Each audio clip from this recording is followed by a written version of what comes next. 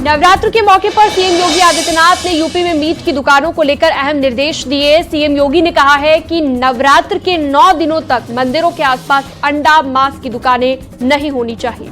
UP में अफसर जहां सीएम योगी के निर्देशों का पालन करने में जुटे हुए हैं, तो वहीं समाजवादी पार्टी और अखिलेश यादव ने इसे धार्मिक मुद्दा बताकर योगी सरकार को घेरा है। इसी से जुड़ी एक रिपोर्ट आपको दिखाते हैं।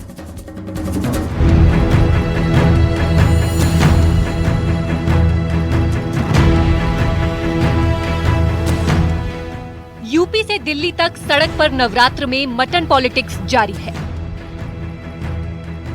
संतों और नेताओं ने अपील की है कि मंदिरों के बाहर या मंदिरों के रास्ते पर पड़ने वाले मीट की दुकानों को पूरी तरह से बंद कर दिया जाए, क्योंकि रास्तों पर मीट की दुकान इन पवित्र दिनों में आस्था पर चोट देती है।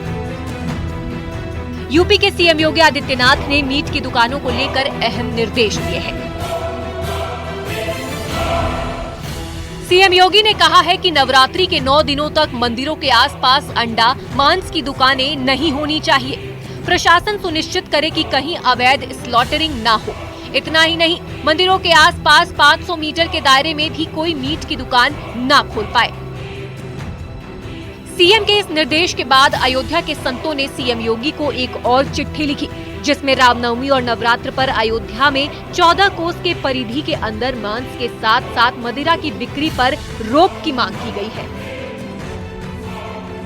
ऐसी स्थिति में जब बाहर से लोग अयोध्या आते हैं और उनको अयोध्या के अंदर मांस मदिरा देखने को मिलता है तो बहुत उनको आहत पहुंचता है, उनके दिल को। ऐसी स्थिति में लोगों ने हमसे शिकायत किया, इसलिए हमने मुख्यमंत्री जी को पत्र लिखा कि अयोध्या के 14 कोसी परिक्रमा मार्ग में मांस मदिरा हमेशा के लिए बंद किया जाए। मिर्जापुर में बीजेपी विधायक ने नवरात्र में मांस बिक्री पर कहा है कि सार्वजनिक स्थान पर मांस बिक्री ना हो, बंद कमरे में मांस खाएं। दूर दराज से तीर्थ यात्री आते हैं, उनके सामने जानवर कटने का काम होगा तो कई लोग बेहोश हो सकते हैं। हाँ, खुले में न किया जाए। अगर कर रहे हैं तो कहीं अपने गली में, जहाँ से यात्रियों का आना जाना न हो। कैसे हमारे दूर दराज से तीर्थ यात्री आते हैं और जब उनके सामने अगर कटने का काम होगा तो उनको दिक्कत होगा, कई लोग बेहोश होकर गिर भी सकते हैं। नवरात्रि में खुले में मांस मछली बेचने के मामले पर विश्व हिंदू परिषद का कहना है कि सभी को एक दूसरे के धर्म का सम्मान करना चाहिए। 9 दिन मांस मछली खुले में बेचने से बचना चाहिए। जहाँ कई धर्मों के लोग रहते हों, वहाँ एक दूसरे की सेंसिटिविटीज का ध्यान रखना चाहिए। तो इन 9 दिनों में अगर मुसलमान भाई भी ये तय करें कि वो हिंदुओं की भावनाओं का सम्मान करेंगे, खुले में नहीं बेचेंगे, अच्छा होगा। और अगर कुछ लोग सम्मान नहीं करें इस बात का तो कानून के द्वारा हो। हम तो सहमत हैं इससे। समाजवादी पार्टी के अध्यक्ष अखिलेश यादव और एसपी विधायक अबू आजमी ने नवरात्रि पर मीट की दुकान पर बैन की मांग का विरोध कर नाराजगी जताई है। उन्होंने कहा कि देश में अघोषित आपातकाल है, इसलिए इस सरकार की जो नीयत है, जो मंशा है, जो उनका फोकस है, जो उनकी स्ट्रेटेजी है, वो ये है कि बुनियादी सवाल न पूछे जाएं, बुनियादी सवालों पर चर्चा न हो। इसीलिए धार्मिक ये सवाल उठाए जाते हैं। लगता है कि डिक्टेटरशिप आ गई है। लगता है वो जमाना फिर आ गया जब राजाओं महाराजाओं का जमाना था। वो जो बोलते थे वो कानून बनता था। लेकिन वो याद रखिए कि इनको हमने वोट देकर बनाया है। हम इनके रियाया नहीं, प्रजा नहीं है। हम इनको चुन करके लाने वाले, हम मालिक इनके हैं। लेकिन ये लोग अपनी मनमानी जो कर रहे हैं ना, इन चीजों का नतीजा है ये जो हो रहा है। इमरजेंसी आ गई है सर, देश में वापस अनडिक्लेयर इमरजेंसी है, अनडिक्लेयर हिंदू राष्ट्र है। सुल्तानपुर में नवरात्रि पर मंदिरों में भक्तों का भीड़ बढ़ने के साथ पुलिस कर्मियों की तैनाती की गई है। प्रमुख सड़कों पर मीट की दुकान को लेकर पुलिस का कहना है कि मीट की दुकानें बंद करवाई जाएंगी। अभी तो इस तरह का ये निर्देश तो प्रशासन की तरफ से मिलेगा। अगर मजिस्ट्रेट का आदेश होगा तो हम लोग उसका पालन कराएंगे। लेकिन जो मुख्य मार्ग पर या मुख्य मंदिरों के आसपास जो इस तरह की दुकानें हैं उसको जरूर हम बंद करवाने का प्रयास करेंगे। सीएम योगी ने निर्देश दिए हैं, नवरात्रि में कहीं पर खुले में कोई मीट नहीं बेचा जाएगा और रामनवमी के दिन सभी मीट की दुकानें बंद रहेंगी, जिस पर सियासी घमासान जारी है। न्यूज़ 18 के लिए ब्यूरो रिपोर्ट।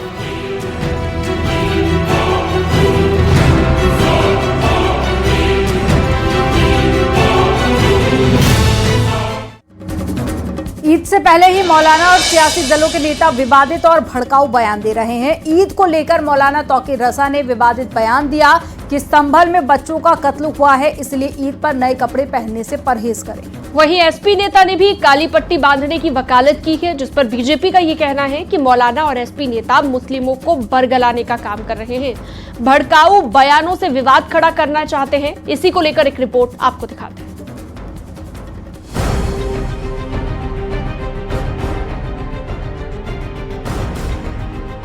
ईद को लेकर मौलाना तौकीर रजा ने विवादित बयान दिया है। तौकीर रजा ने कहा है कि इस बार ईद खुशी की नहीं गम की ईद होगी। उन्होंने आरोप लगाया कि संभल में हमारे बच्चे कत्ल किए गए, इसलिए ईद सादगी से मनाई जाएगी। लोगों से अपील की है कि वो नए कपड़े नहीं पहने। इस साल फैसला ये किया गया है कि इस साल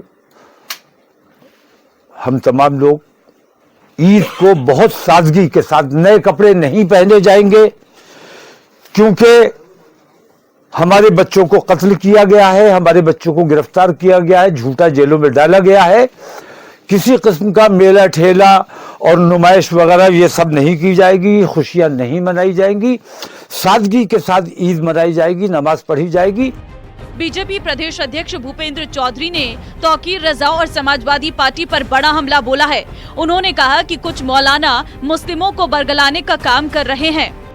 ये लोग समाज में अनिश्चितता का वातावरण पैदा करना चाहते हैं। ये एक राजनीतिक विषय है और विपक्ष के लोगों ने, आपने देखा होगा जिस प्रकार से समाज को जाति, भाषा, क्षेत्र के नाम पर बांट करके और अल्पसंख्यक समाज को एक भयभीत करके कांग्रेस और समाजवादी पार्टी, विपक्ष के लोग अपना एजेंडा सेट करते रहे हैं। भारतीय जनता पार्टी और मोदी जी की सरकार, योगी जी की सरकार सबका साथ, सबका विकास और सबके विश्वास के साथ आगे बढ़ रही है।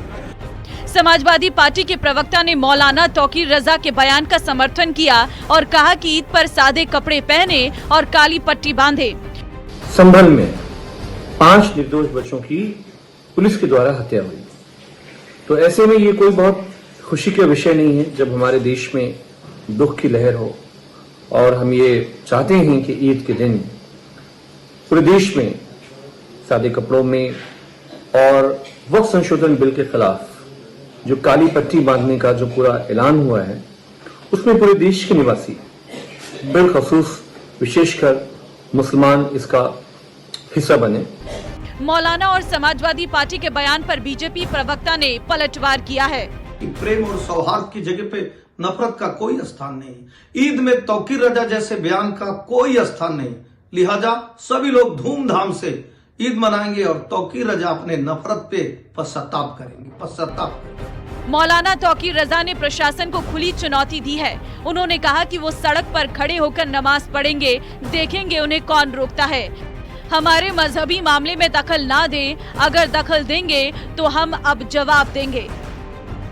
मेरा देश है यार, मैं कहीं पे भी खड़े होकर नमाज पढ़ूंगा और देखूंगा कि मुझे नमाज पढ़ने से कौन रोकेगा। जब हम तुम्हें पूजा करने से नहीं रोकते हैं, हम तुम्हारे रास्ते की रुकावट नहीं बनते हैं, तो हमारे मजहबी मामलात में मदाखलत अगर करोगे तो फिर अब इसका जवाब दिया जाएगा। हमें नमाज पढ़ने से नहीं रोक सकते, हमारी मस्जिदों पर अब तुम बुलडोजर नहीं चला सकते। जो कुछ भी हुआ है आज तक तुमने जो किया है वो सरासर बेईमानी थी। आत्ममंथन करो कि तुम जो कर रहे हो और मुगलों ने जो किया है उसमें कितना अंतर है। ईद को लेकर सियासी बयानबाजी तेज हो गई है। मौलाना और समाजवादी पार्टी के बयान पर वार पलटवार जारी है। न्यूज़ 18 के लिए ब्यूरो रिपोर्ट।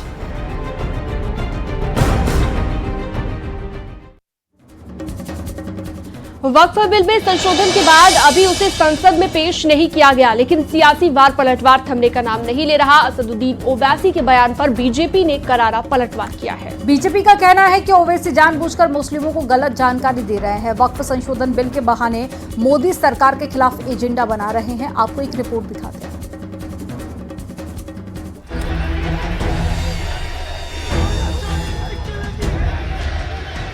वक्फ बिल पर सियासी घमासान थमने का नाम नहीं ले रहा। AIMIM के अध्यक्ष असदुद्दीन ओवैसी ने वक्फ बिल को लेकर मोदी सरकार पर बड़ा हमला बोला है। एक काला कानून बनाने जा रही है। वक्फ का कानून के खिलाफ all India Muslim personal law board के हुक्म पर हमने ये काला पट्टा बांधा है उस वक्फ बिल के खिलाफ। नरेंद्र मोदी इस वक्फ बिल के जरिए हमारे सीनों पर गोली चला रहे हैं, हमारे सीने पर गोली चला रहे हैं, हमारे ईमान पर गोली चला रहे हैं, हमारे मस्जिदों पर गोली चला रहे हैं, हमारे दरगाहों और खानकाहों पर गोली चला रहे हैं। ओवैसी के वक्फ संशोधन बिल पर दिए बयान पर बीजेपी के राज्यसभा सांसद नरेश बंसल ने पलटवार किया है। उन्होंने कहा कि नया वाला नहीं, पुराना वाला लुटेरों का कानून है, इसलिए इसमें संशोधन हो रहा है। सारे समाज की ये शिकायतें थी कि उससे गरीब मुसलमान को कोई लाभ नहीं हो रहा है, कुछ चंद लोग उसकी संपत्ति पर कब्जा कर रहे हैं। बहुत सारे उसके कारण थे और जो अब तक का वक्फ का कानून था वो लुटेरों के हित में था। अब जो संशोधित होकर भारतीय जनता पार्टी की एनडीए की मोदी जी के नेतृत्व में सरकार ला रही है वो आम मुसलमान के हित में है। लुटेरे कानून में संशोधन होगा। वक्फ संशोधन बिल के समर्थन में इस वक्त दिल्ली के जंतर मंतर पर महापंचायत हुई। बड़ी बात है कि केंद्र सरकार इसी हफ्ते संसद में वक्फ संशोधन बिल पेश कर सकती है। हालांकि तमाम मुस्लिम संगठन वक्फ संशोधन बिल का विरोध कर रहे हैं, लेकिन अब वक्फ संशोधन बिल के समर्थन की तस्वीरें भी सामने आने लगी है। दिल्ली के जंतर मंतर पर वक्फ संशोधन बिल के समर्थन में महापंचायत हुई। न्यूज़ 18 के लिए ब्यूरो रिपोर्ट।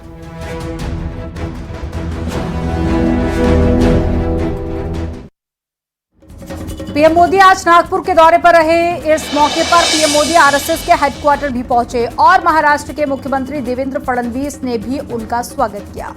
महाराष्ट्र के नागपुर में माधव नेत्रालय के कार्यक्रम में पीएम मोदी ने राष्ट्रीय स्वयंसेवक संघ की तारीफ की। पीएम मोदी ने आरएसएस को महान अक्षय वट वृक्ष बताया। इसी को लेकर रिपोर्ट देखिए।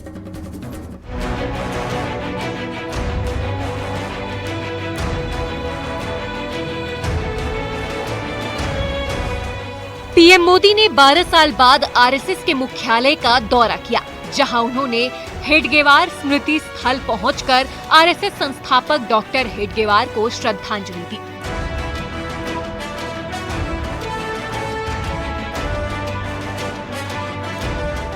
पीएम मोदी नागपुर में दीक्षा भूमि भी पहुंचे, जहां उन्होंने डॉक्टर भीमराव अंबेडकर को नमन किया। वहीं माधव नेत्रालय में पीएम ने प्रीमियम सेंटर की आधारशिला रखी। इस दौरान पीएम मोदी ने जनसभा को संबोधित करते हुए देश के विकास में युवाओं की भूमिका की सराहना की, साथ ही महाकुंभ का भी जिक्र किया। आज के भारत का युवा अपनी विरासत पर गर्व करते हुए, अपनी संस्कृति पर गर्व करते हुए चल रहा है।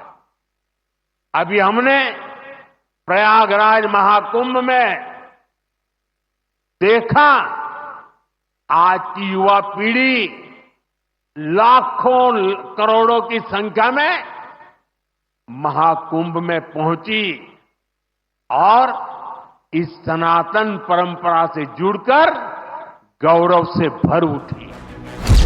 महाराष्ट्र के नागपुर में माधव नेत्रालय के कार्यक्रम में पीएम मोदी ने राष्ट्रीय स्वयंसेवक संघ की तारीफ की। पीएम मोदी ने आरएसएस को महान अक्षय वट वृक्ष बताया। माधव नेत्रालय एक ऐसा संस्थान है जो अनेक दशकों से पूज्य गुरु जी के आदर्शों पर लाखों लोगों की सेवा कर रहा है। राष्ट्रीय चेतना के संरक्षण और संवर्धन के लिए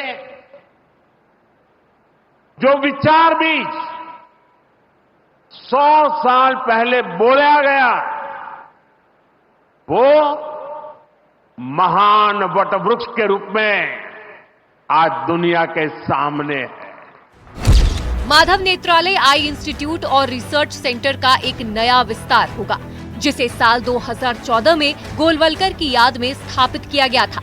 सूत्र के मुताबिक पीएम मोदी ने संघ के पुराने कार्यकर्ताओं से मिलकर अपने पुराने दिन को याद किया और कहा कि नववर्ष पर यहां आना सौभाग्य की बात है। न्यूज़ 18 के लिए ब्यूरो रिपोर्ट।